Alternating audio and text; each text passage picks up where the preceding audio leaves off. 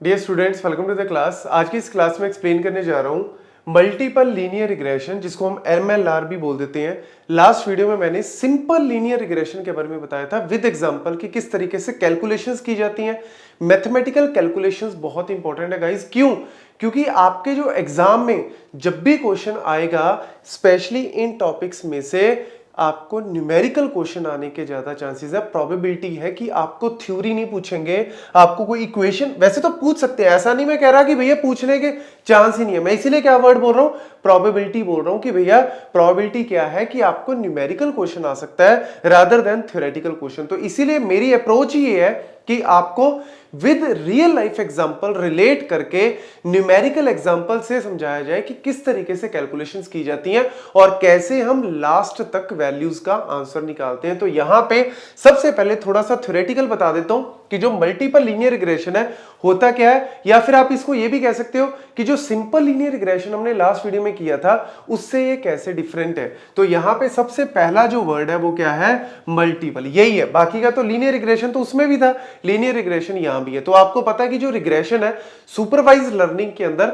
Specially जब हम numbers के ऊपर बात करते हैं वहां पे हमारा रिग्रेशन यूज होता है। लेकिन ये जो मल्टीपल लीनियर रिग्रेशन है ना, यहां पे मल्टीपल इंडिपेंडेंट वेरिएबल्स होते हैं और एक डिपेंडेंट होता है। सिंपल सी बात है। जैसे अगर मैं सिंपल वाली बात करूं, यहां पे लिख देता हूं, अगर मैं सिंपल लीनियर रिग्रेशन की बात करूं जो कि हमने लास्ट वीडियो में किया था, मैंने क्या बोला था कि एक आपका इंडिपेंडेंट वेरिएबल है और एक आपका क्या है, डिपेंडेंट वेरिएबल। इंडिपेंडेंट वो वेरिएबल होता है जिसके बेसिस पे जो हेल्प करता है प्रिडिक्शन करने में, और डिपेंडेंट वेरिएबल वो है जिसको हमने प्रिडिक्ट करना है। और इसके लिए मैंने सिंपल से एग्जांपल दिया था कि अगर आपको साइज ऑफ द हाउस दे रखा है तो आपको प्राइस जो है वो प्रिडिक्ट करना है। तो प्राइस प्रिडिक्ट करना है, हमें पता लगाना है, तो हमने उसको डिपेंडेंट वेरिएबल बोला। और ये जो प्राइस है किसके ऊपर डिपेंड कर रहा है, साइज ऑफ द हाउस के ऊपर डिपेंड कर रहा है, तो वो इंडिपेंडेंट हो गया। तो वो वाली कहानी हम उसमें कर चुके हैं। अब मल्टीपल के अंदर क्या कहता है कि हमारे जो ये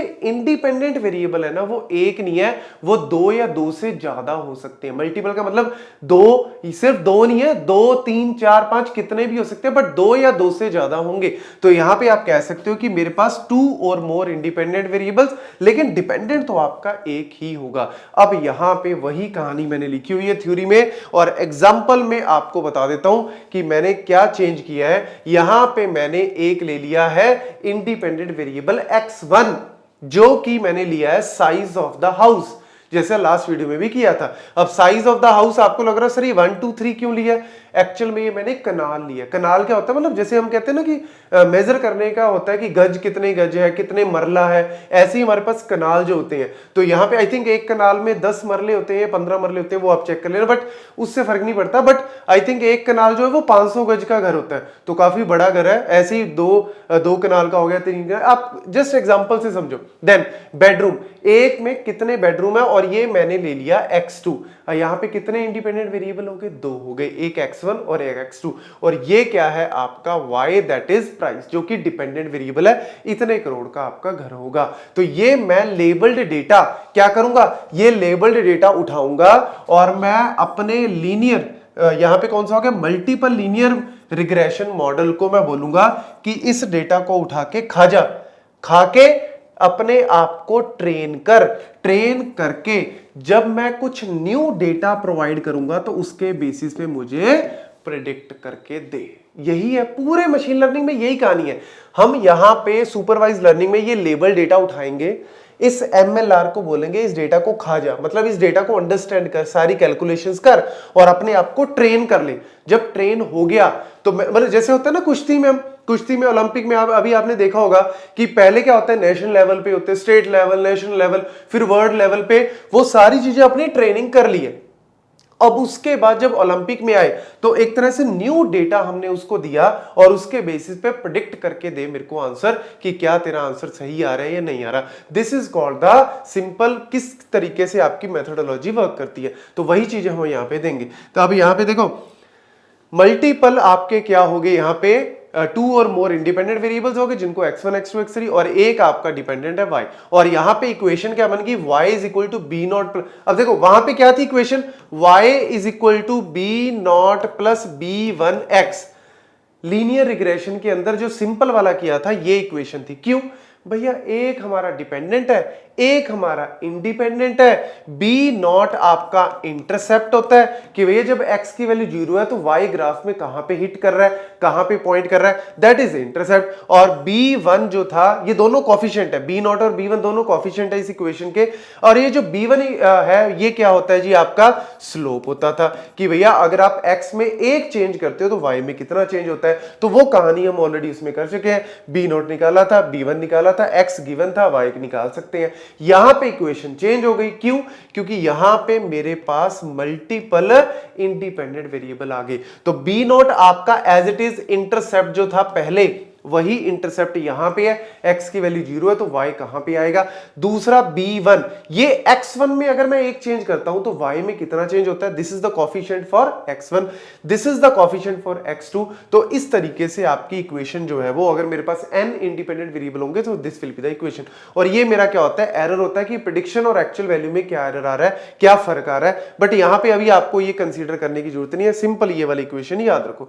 अब यहां पे देखो, यहां पे मैंने कितने इंडिपेंडेंट वेरिएबल लिए हैं इस एग्जांपल में, 2 लिए हैं, ताकि हम इजीली इसको समझ सके, कैलकुलेशंस को कर सके, क्योंकि कैलकुलेशंस बहुत लंबी होती हैं इसके अंदर।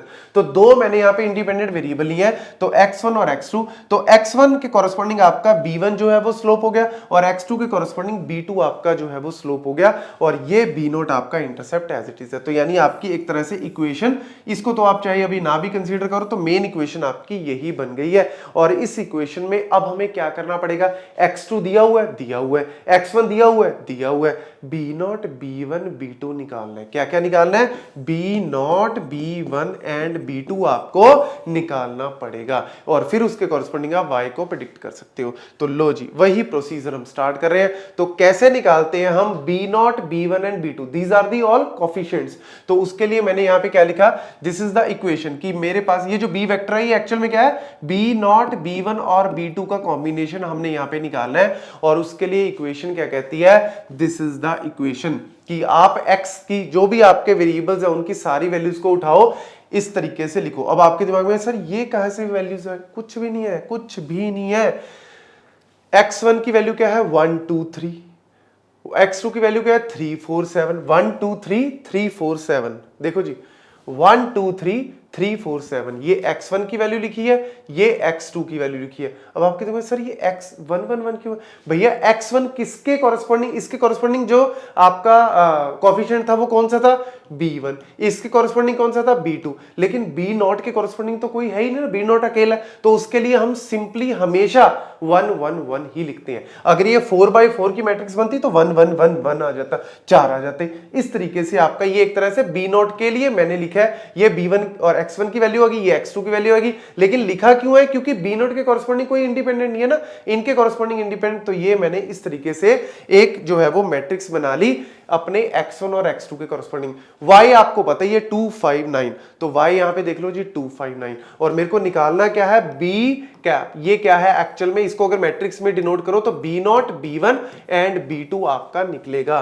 और उसको निकालने के लिए x आपको पता लग गया कैसे लिखना, बस ये पॉइंट याद रखना कि स्टार्टिंग वाला जो कॉलम होता है वो 1 1 1 इसी तरीके से लिखते हैं। बाकी ये x1 की वैल्यूज आ गई, ये x2 है, अगर x3 होता तो x3 भी लिख देते, इस तरीके से आपका। और ये y हो गया, ये b नॉट हो गया। अब आपको पता लग गया x क्या है, y क्या है, b नॉट। अब आपको सिर्फ ये निकालना है x का ट्रांसपोज, x का ट्रांसपोज, कॉलम रो बन जाते हैं, रो कॉलम बन जाते हैं। तो लो जी, x का ट्रांसपोज निकाल दिया, 1 1 1 इधर है, इधर हो जाएगा, 1 2 3 इधर है, इधर हो जाएगा, 3 4 7 इधर है, 3 4 7 इधर हो जाएगा, खत्म। उसके बाद क्या किया, इक्वेशन देखो क्या कह रही है, x ट्रांसपोज को x से मल्टीप्लाई कर दो। x निकाल रखा है हमने, गिवन ही था एक तरह से, x ट्रांसपोज हमारे पास है, दोनों को क्या कर दिया हमने, मल्टीप्लाई कर दिया। तो जैसे ही हमने दोनों को मल्टीप्लाई किया, this will be the answer. ये आपको ऑलरेडी करवा चुके हैं मैथमेटिक्स में कि किस तरीके से मैट्रिक्स मल्टीप्लिकेशन करते हैं, इनवर्स निकालते हैं, वो सारी चीजें आपको पता है। पहली रो को उठाते हैं, पहली इसको उठाया, इसके साथ मल्टीप्लाई, फिर बीच में प्लस, इसको उठाया, इसको उठाया, इस तरीके से हम लोग जो है वो मल्टीप्लाई करके हमने क्या करना है, x ट्रांसपोज x निकाल लिया। मतलब ये वाला काम मेरा खत्म हो गया। अब उसके बाद क्या करना है, इसका इनवर्स करना है। इनवर्स करने के लिए वैसे तो आपको पता है कि भैया आपके गेट एग्जाम में कैलकुलेटर अलाउड होता है तो आप कैलकुलेटर से वैल्यूज इजीली निकाल सकते हो, अदरवाइज तो ये बहुत टाइम कंज्यूमिंग होगा, क्योंकि 2/2 में तो आपको पता है कि एडजॉइंट निकाल के डिवाइड कर दो डिटर्मिनेंट से काम खत्म हो जाए, लेकिन 3/3 में तो थोड़ा मुश्किल होता है निकालना। फॉर्मूला तो वही एडजॉइंट निकाल के सारे डिवाइड करो डिटर्मिनेंट से, but it will be a time consuming method. तो बट मैं आपको यहाँ पे डायरेक्ट जो है वो वैल्यूज इस तरीके से आपकी वैल्यूज निकलेंगी। कैलकुलेटर से आप डायरेक्ट भी निकाल सकते हो, अदरवाइज छोटा क्वेश्चन आ गया तो आपको करना पड़ेगा। देन ट्रांसपोज आ गया, जो यहां तक मेरा खत्म हो गया, उसके बाद इसको मल्टीप्लाई कर दिया एक्स के एक्स ट्रांसपोज हमने ऑलरेडी निकाल ही रखा है, पहले जो एक्स का ट्रांसपोज किया था उसके साथ हमने मल्टीप्लाई करके this will be the answer. ये स्टेप्स है। अब आप इसमें ये नहीं कह सकते इसको सर छोटा बड़ा नहीं, ये सारे साइंटिफिकली प्रूवन फॉर्मूलाज है, तो इसमें हमने नहीं कुछ बनाया, ये ऑलरेडी इसी तरीके से ही वर्क करता है। तो ये आपका x का ट्रांसपोज, मतलब ये पूरी इक्वेशन का आंसर ये आ गया। फाइनली इसको y से मल्टीप्लाई कर दिया, y हमारा वही जो करोड़ में वैल्यू दे रखी थी, तो हमने क्या किया, y को यहाँ पे मल्टीप्लाई कर दिया। y आपको पता ही है यहां पे ये वाला जो y था, ठीक है, तो y 259 से हमने इसको क्या कर दिया, मल्टीप्लाई कर दिया। 259 से क्या कर देना, मल्टीप्लाई कर देना। ये क्या है जी, आपकी 3 into 3 की मैट्रिक्स है, ये क्या है 3 into 1 की मैट्रिक्स है। तो जब आप इसको करोगे तो 3 into 1 का आपका जो है वो आंसर आएगा, that will be the B cap. जो आंसर आपके पास ये आ रहा है, this is the answer what, B cap. और ये आपको मैंने अभी बताया ही है कि 3/3 की मैट्रिक्स है और ये 3/1 की मैट्रिक्स, जब इन दोनों को मल्टीप्लाई करोगे ये तो सेम ही है, ये तो सेम होने चाहिए तभी मल्टीप्लाई कर सकते हो। तो आउटपुट में जो रिजल्टेंट मैट्रिक्स है वो 3/1 की बनेगी, 3 नंबर ऑफ रोज 1 कॉलम। तो ये एक्चुअल में है क्या, ये B0 है, ये B1 है, ये B2 है, खत्म हो गया। यही तो निकालना था। अब आपको अगर कह दें कि भैया एक घर दिया है आपको जिसका साइज है 1.5 कनाल, ठीक है, तो और उसको इसके अलावा आपको दे दें कि उसके अंदर लेट्स सपोज 3 बेडरूम है, तो बताओ इसका प्राइस क्या होगा। तो आप क्या करोगे, B0 क्या है जी, -2, प्लस आपको पता है कि B1 के साथ इसको मल्टीप्लाई करना है क्योंकि ये आपका X1 था, तो इसके साथ आपने 2.5 को मल्टीप्लाई कर देना है। और ये आपका 3 बेडरूम है और B2 की वैल्यू क्या आई थी, B2 की वैल्यू आपकी 0.5 आई थी। इसको सॉल्व करोगी, जो आंसर आया दैट इज द Y, वो करोड़ में एक तरह से वैल्यू आ रही है। This is the prediction size कि अगर आप इतने मरले का घर ले रहे हो और इतने उसके अंदर बेडरूम है तो क्या आपका आउटपुट आएगा। तो ये वैल्यूज जो है वो निकालनी इंपॉर्टेंट है कि किस तरीके से निकालनी है। थोड़ा टाइम कंज्यूमिंग है, नो डाउट टाइम कंज्यूमिंग है, लेकिन इक्वेशन बेस्ड है, कुछ इसमें बहुत बड़ी कॉम्प्लेक्सिटी नहीं है, सिर्फ निकालने में टाइम लगेगा, अदरवाइज जो है वो क्वेश्चन आपका सिंपली इसके ऊपर आ सकता है। अगर 2/2 का भी दे दे या 3/3 का तो आप इजीली कर सकते हो यूजिंग कैलकुलेटर। Thank you.